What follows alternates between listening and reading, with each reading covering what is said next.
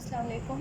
आज की इस वीडियो में हम बात करेंगे सेल के बारे में। सेल जो है वो ह्यूमन पार्ट्स का सबसे स्मॉलेस्ट यूनिट है। ओके, एमसीक्यूज़ के लिए आपका कि 1665 में रॉबर्ट हुक नामी बंदे ने इसको डिस्कवर किया था। सेल की डेफिनेशन देख लेते हैं। Cell is the smallest structural and functional unit of the body, contains several billion cells with different size, shape and function. Cell जो है वो इतना स्मॉलेस्ट यूनिट है कि इसको हम माइक्रोस्कोप के बगैर देख नहीं सकते। एक स्ट्रक्चरल फंक्शनल यूनिट है पूरी बॉडी का। बॉडी के जो ऑर्गन्स हैं वो किससे मिलके बने होते हैं? सेल से। सेवरल बिलियन सेल्स होते हैं हमारी बॉडी में, काफ़ी ज़्यादा सेल्स हैं बिलियन की तादाद में, विद डिफरेंट साइज़ के होते हैं। लाइक ह्यूमन बॉडी में जो सबसे बड़ा सेल है वो फीमेल में जो है वो ओवम होता है, और जो सबसे स्मॉलेस्ट सेल जो है वो फीमेल में जो है वो स्पर्म होता है। डिफरेंट शेप्स के होते हैं। लाइक अगर हम न्यूरॉन सेल्स को देखें तो उनकी जो शेप होती है वो थोड़ी सी लॉन्ग टाइप होती है, और अगर हम मसल सेल्स के बारे में देखें तो मसल सेल्स थोड़े से डिफरेंट होती हैं, और इनके फंक्शन भी हैं वो डिफरेंट। लाइक न्यूरॉन्स जो ब्रेन के सेल्स हैं वो किस चीज़ का काम करते हैं? वो मैसेज लाने ले जाने का काम करते हैं। और अगर हम कार्डियक मसल्स की कार्डियक टिश्यूज़ या सेल्स की बात करें तो उनका काम क्या होता है कि वो कंट्रक्शन का काम करते हैं। ओके, अब देखते हैं सेल बनता कैसे है। सेल बेसिकली फ्यूज़न से बनता है। लाइक ये एक मेल एग है और ये एक फीमेल एग है। मेल के अंदर जो सबसे वैसे ह्यूमन बॉडी में जो सबसे स्मॉलेस्ट ऑर्गन है वो स्पर्म है, और फीमेल में ओवम है। जब इनका फ्यूज़न होता है तो एक सेल बनता है जिसको ज़ाइगोट कहते हैं। ओके, इसके पास बेसिकली एक सेल में 46 क्रोमोसोम्स होते हैं, लेकिन जो गैमेट सेल्स होते हैं जिस तरह स्पर्म या ओवम है या फिर रिप्रोडक्शन वाले सेल्स होते हैं, इनके पास हाफ नंबर ऑफ क्रोमोसोम्स होता है। तो 23 फीमेल से और 23 मेल से आते हैं, जो कि 46 मिल के एक ज़ाइगोट बनाते हैं, एक कंप्लीट सेल बनाते हैं। इस तरह एक नया सेल बनता है। ओके, ये सेल फिर माइटोसिस के थ्रू डिवाइड होके आगे फर्दर सेल बनाता है। लाइक ये एक सेल बन गया, ये माइटोसिस, ये एक सेल है। सेल आगे ये डिवाइड होगा माइटोसिस के थ्रू, वो भी हम आगे डिस्कस करेंगे कि माइटोसिस के थ्रू कैसे ये डिवाइड होता है। तो ये जब ढेर सारे आपस में सेल मिलेंगे, माइटोसिस के थ्रू डिवीजन होगी। जब काफ़ी ज़्यादा सेल्स मिलते हैं तो ये क्या बनता है? टिश्यू।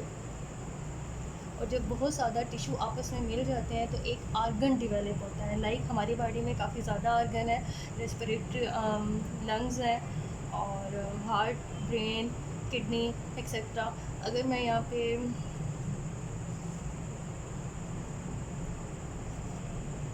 ये लंग्स हैं, ये पूरा एक क्या है? ऑर्गन है।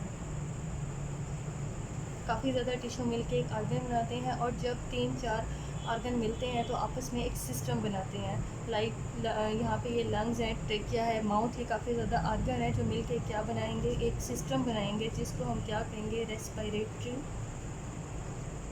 सिस्टम। इसी तरह जब काफ़ी ज़्यादा सिस्टम मिलेंगे तो एक क्या बनेगा? रेस्पिरेटरी सिस्टम मिलके हमारी बॉडी में और भी सिस्टम है, respiratory system, digestive system, cardiovascular system. ये जब आपस में मिलते हैं तो पूरी एक बॉडी का ह्यूमन सिस्टम बनता है।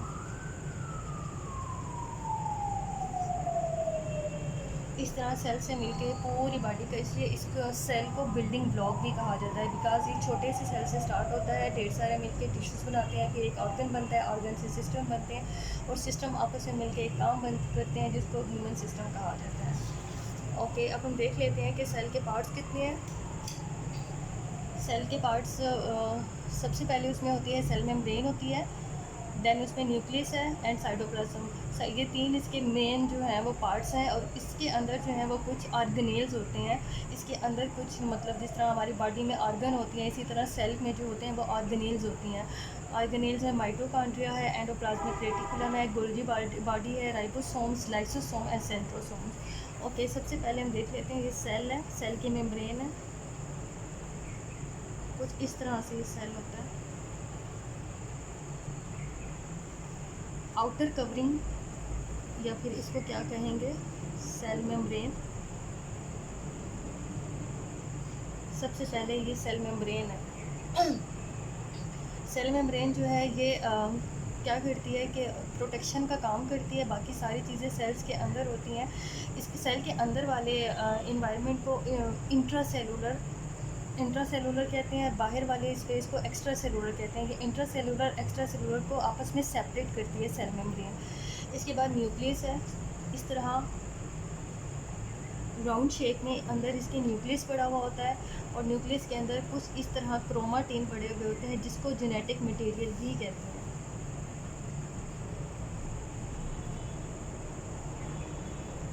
न्यूक्लियस के अंदर एक डॉट की शक्ल में न्यूक्लियोलस पड़ा हुआ होता है। न्यूक्लियोलस का क्या काम है, न्यूक्लियस के पास तो जेनेटिक मटेरियल पड़ा होता है जो कि हमारी इसने जीन्स कैरी किया होता है, और सेकंड इसका काम ये कि मेटाबॉलिक एक्टिविटीज़ को कंट्रोल करता है। देन ये सेल के जितने भी फंक्शन परफॉर्म हो रहे होते हैं वो सेल न्यूक्लियस जो है वो कंट्रोल करता है। न्यूक्लियोलस का क्या काम है कि इसके अंदर राइबोसोम्स जो हैं वो बन रहे होते हैं। राइबोसोम बेसिकली इसको फैक्ट्री ऑफ प्रोटीन भी कहते हैं। राइबोसोम बेसिकली प्रोटीन ही होता है। ओके, इसके ये जेनेटिक मटेरियल कुछ थ्रेड लाइक स्ट्रक्चर में पड़ा होता है, इसको क्रोमाटिन कहते हैं।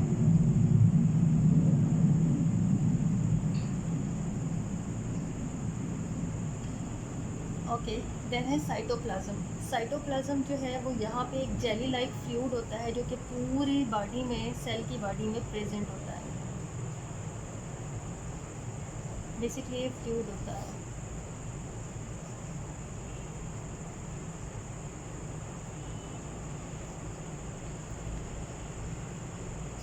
उसके बाद है माइटोकॉन्ड्रिया। माइटोकॉन्ड्रिया कुछ इस शक्ल में इसके अंदर प्रेजेंट होते हैं।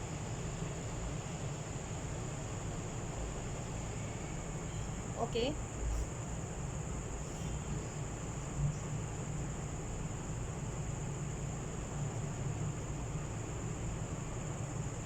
माइटोकॉन्ड्रिया जो है इसको पावर ऑफ हाउस भी कहते हैं सेल का, क्योंकि इसके अंदर क्या होता है, इसके माइटोकॉन्ड्रिया ने अपने अंदर एनर्जी कंज्यूम की हुई होती है एटीपी की फॉर्म में, और जब एनर्जी की ज़रूरत होती है तो वो ये एनर्जी यूज़ की जाती है।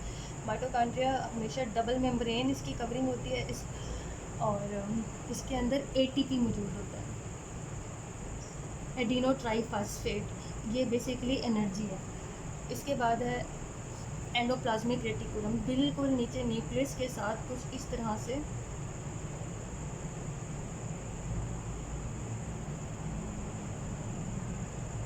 एक बॉडी प्रेजेंट होती है जिसको एंडोप्लाज्मिक रेटिकुलम कहते हैं।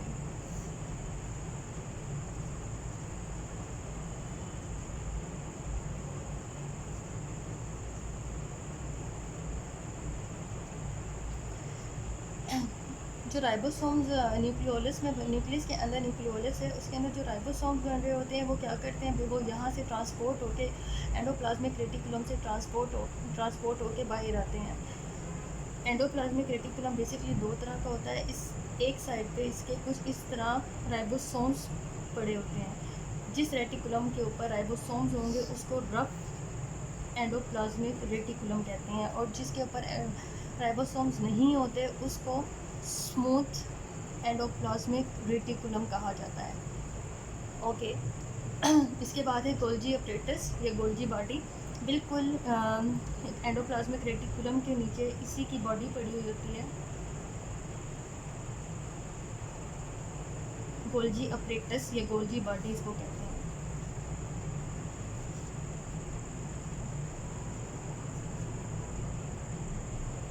बेसिकली जहाँ से प्रोटीन या राइबोसोम बाहर आ रहे होते हैं। बेसिकली वो एक रॉ मटेरियल होता है जो गोल्डी बॉडी जो है वो उसको रिसीव करती है और उसको फंक्शन परफॉर्म करने के काबिल बनाती है। यहाँ से क्या होता है, ये पैकेजिंग करते हैं और पैकेजिंग करते हैं चीज़ों की, और उनको यहाँ से ट्रांसपोर्ट का काम करती है गोल्जी बॉडी। ओके, उसके बाद है लाइसोसोम्स। लाइसोसोम्स कुछ इस तरह के ऑर्गेनील्स होते हैं।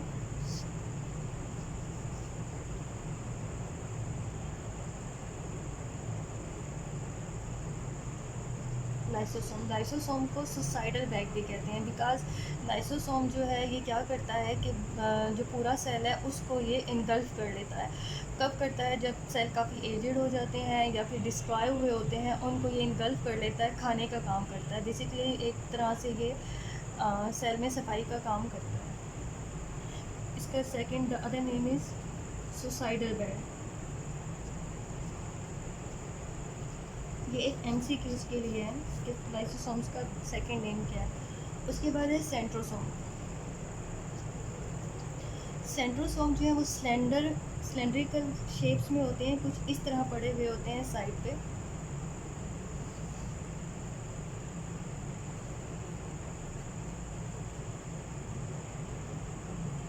बेसिकली सेंट्रोसोम का काम क्या होता है, सेंट्रोसोम जब सेल की डिवीजन होती है तो सेंट्रोसोम जो है वो अपोजिट पोल में जाके सेल को डिवाइड करने में हेल्प करते हैं। ओके, ये कुछ राइबोसोम्स है। राइबोसोम्स एक तो ये रेटिकुलम के ऊपर पड़े हुए होते हैं, कुछ यहाँ से बन रहे होते हैं, कुछ सेल के अंदर राइबोसोम्स प्रेजेंट होते हैं। ये क्या होते हैं, बेसिकली ये प्रोटीन होती है, प्रोटीन के स्ट्रक्चर्स होते हैं।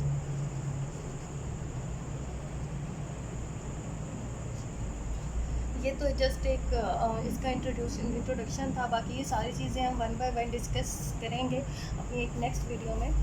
और अभी हम सेल के फंक्शन देख लेते हैं। ओके, सेल के फंक्शन क्या है, provide support and structure.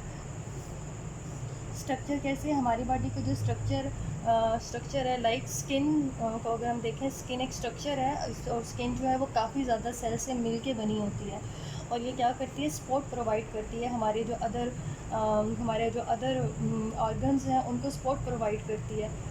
Okay, facilitate growth, हमने बात की थी कि ग्रोथ में हेल्प करती है। कैसे, ओवम और स्पर्म मिलके एक जब उनकी फ्यूज़न होती है तो वहाँ से एक जाइगोट बनता है, और जाइगोट से एक ग्रोथ होके एक ऑर्गन डेवलप होता है। Then transport of substance, transport का काम भी करता है, क्योंकि ये न्यूट्रिएंट्स जो है वो सेल के थ्रू ही ट्रांसपोर्ट होती है। इसके अलावा एनर्जी प्रोडक्शन है, जैसे कि अभी हमने देखा था कि सेल के अंदर काफ़ी ज़्यादा मेटाबॉलिक एक्टिविटीज़ परफॉर्म हो रही होती हैं, जिसके नतीजे में क्या एनर्जी जो है वो रिलीज़ होती है, वो एनर्जी प्रोडक्शन होती है। एड्स इन रिप्रोडक्शन, और ये वही बात है, एड्स की ये रिप्रोडक्शन में हेल्प करते हैं। मेल और फीमेल का जो स्पर्म एंड ओवम है वो मिलके एक नई लाइफ जो है जाइगोट बनती है, और जाइगोट से एक न्यू पर्सन की डेवलपमेंट होती है। तो उसको हम रिप्रोडक्शन में ही, और ये रिप्रोडक्शन ऑर्गन में ही होते हैं। ओके, जल्दी से क्विक हम रिवीजन कर लेते हैं। आज हमने बात की थी सेल के बारे में। सेल जो है वो 1665 में रॉबर्ट हुक ने जो है वो डिस्कवर किया था। बेसिकली सेल जो है वो बहुत ज़्यादा small structure and functional unit है बॉडी का। इतना छोटा होता है कि इसको माइक्रोस्कोप के थ्रू ही देख सकते हैं। इसके हमारी बॉडी में बिलियन के हिसाब से सेल्स होते हैं, जो कि different size, shape and function के परफॉर्म कर रहे होते हैं, क्योंकि हर मसल्स जो सेल्स हैं उनका अलग काम होता है, और जो हमारे न्यूरॉन्स हैं उनका एक अलग फंक्शन होता है। और इसी तरह ये शेप में भी थोड़े से डिफरेंट होते हैं। लाइक शेप की अगर मैं बात करूँ तो जो हमारे कार्डियक सेल्स हैं वो सिलेंड्रिकल होते हैं, और अगर मैं न्यूरॉन्स की बात करूँ तो वो थोड़े से लॉन्ग शेप होती है उनकी। फिर हमने बात की थी कि सेल बनता कैसे है, तो मैंने आपको बताया था कि सेल जो है वो ओवम और स्पर्म से मिल के एक जाइगोट बनता है। देन काफ़ी ज़्यादा सेल मिल के टिश्यूज़ बनाते हैं, टिश्यू से आर्गन बनता है, और आर्गन से पूरा एक ह्यूमन बॉडी सिस्टम बन जाता है। ओके, फिर हमने बात की है cell parts of the cells की, जिसमें सेल मेम्ब्रेन था, न्यूक्लियस था, cytoplasm, mitochondria, endoplasmic reticulum, Golgi body, ribosomes, lysosome and centrosome. इन सब को हम अलग अलग वीडियो में अब डिस्कस करेंगे। होपफुली आपको लेक्चर समझ में आया होगा। Thank you so much. अल्लाह हाफिज़।